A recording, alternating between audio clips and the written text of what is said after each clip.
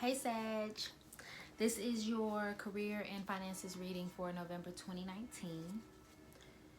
So let's go ahead and get started. I see someone's not pulling their weight, Sagittarius. It's maybe a family member, maybe someone that typically you work pretty well with and you guys don't have too many issues, but for some reason they're not pulling their weight. They're just kind of sitting around,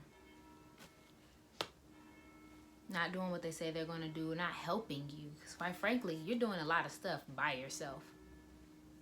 So I don't know if this is a partnership. This could be at work. This could be at home. But financially, you are pulling all of the weight. You're doing pretty much all of it by yourself.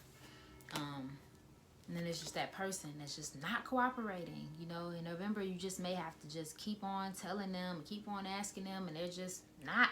For some reason, y'all can't get on the same page. This person may be an older person. Maybe 40s and above. Could be a man or a woman. Someone that might rely on you. Could not be, but they're just not cutting it with whatever it is you're asking them to do, with whatever type of collaboration that you're asking them to do with you and for you. They might be artistic, maybe strong-minded, cut you real sharp of the tongue, you know. Could just be someone that you love and admire, somebody in your family.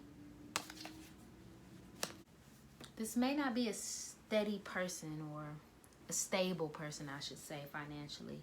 This may be someone who does depend on you a lot. This person could be a water sign, Cancer, Scorpio, Pisces. They could not. They can just give that energy right now. Just kind of going with the flow. Very creative, beautiful person. Maybe very artistic. But just for whatever reason, they're just not pulling their weight. Just kind of lying around, letting you lug everything yourself. You may have to separate from this person. You may have to be like, hey, I can't support you right now. Are you going to help? Are you going to get up and help me? Oh, no? Okay. I got to go then. Could just be that you're just tired. Tired of being unstable. Tired of not having it. I feel like you're weighted a little bit by this burden of this person and them not pulling their weight. Let's clarify. What can Sagittarius do to improve their career and finances in November 2019? Very good one. Let go of guilt. When you allow your light to shine brightly, you inspire others. Forgive yourself for what you think you've done or not done, and trust that God loves you unconditionally for who you are. Learn to grow from past mistakes instead of berating yourself for them. You may feel responsible for this person. This may be someone, maybe it's a parent, an uncle, maybe somebody took care of you at some point in life, and you just like, let me just take care of them because that's my job. You know what I mean? But let go of that guilt. You've done enough. You've done plenty. Forgive yourself for it. You know, it's okay to tell people, I don't have it right now. I can't today. The divine is literally telling you that you can. That you literally have done enough. You've done enough. You've worked hard enough. You've put your all into it. The good always triumphs over the bad. You've done that.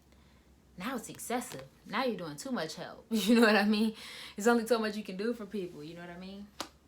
Also, write a gratitude list. Counting your blessings and feeling gratitude for what you already have helps you to be centered in your heart instead of fixated on worries in your mind. What and who are you grateful for right now? Keep focusing on gratitude and you'll discover the amazing generosity of this universe. Write a gratitude list.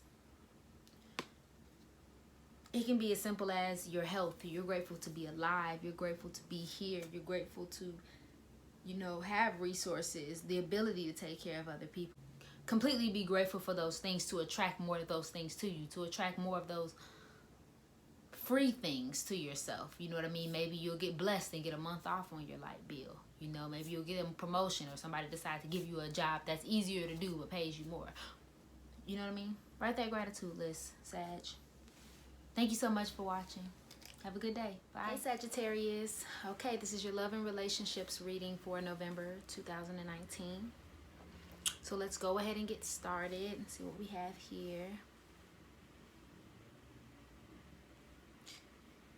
It looks like you've just broken up with someone. Someone's just broken up with you. Maybe you feel abandoned. Maybe you feel like whatever this breakup is, this separation is, was your fault and you kind of missed the opportunity with a good person. It's causing you a lot of sorrow and a lot of pain. You may not be feeling your 100% self right now because of it.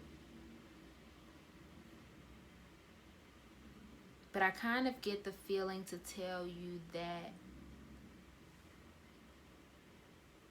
you can't hold on to those emotions. You shouldn't, at least. You can't hold on to that person so tightly in your mind that you miss the opportunity to find or to be someone better, or hold on to them so tightly that you prevent them from being able to come back to you. You know the saying that people say a lot, what is it? You set something free and it'll come back to you, that kind of thing. I'm seeing a lot of air and a lot of birds here and a lot of even a caged bird. Like, you can't hold on to something so pure and so beautiful. If you think that that person is top tier, amazing, good-hearted, whatever it is that you look for in a partner, and if you see them in that light, and then they decide they don't want to be with you or whatever, for whatever reason you guys are not getting along, you can't hold on to something so beautiful and kind of cage it in, thinking that that'll make it want to stay. Sometimes you have to set that thing free, that person free. And if they would like to be with you, or if they're interested in you, or if they love you, if they care about you, whatever the case may be, they'll return to you.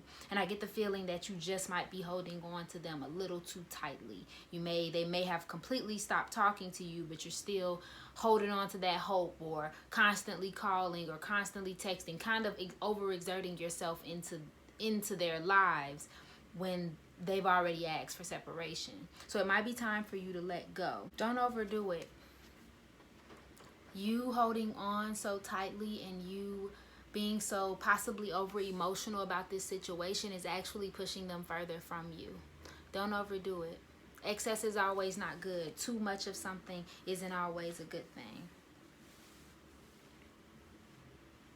It's time to put in the work on yourself. Maybe you feel like you spent so much time with this person and you guys got to such a good understanding that it shouldn't be this hard. Like, just love me back. I've done everything. It doesn't matter. They've chosen to leave the situation. They've chosen to leave the relationship. So it may be time for you to let them go and do the work on yourself. Focus on yourself. Focus on, you know, what you can take from that situation, learn from that situation, and apply so that you're a better you for the next relationship. You know, do that hard work. It's going to come out great for you if you do. Actually, focusing on them so much and not focusing on yourself may be causing the problem. Might be time for you to let that go, Sag.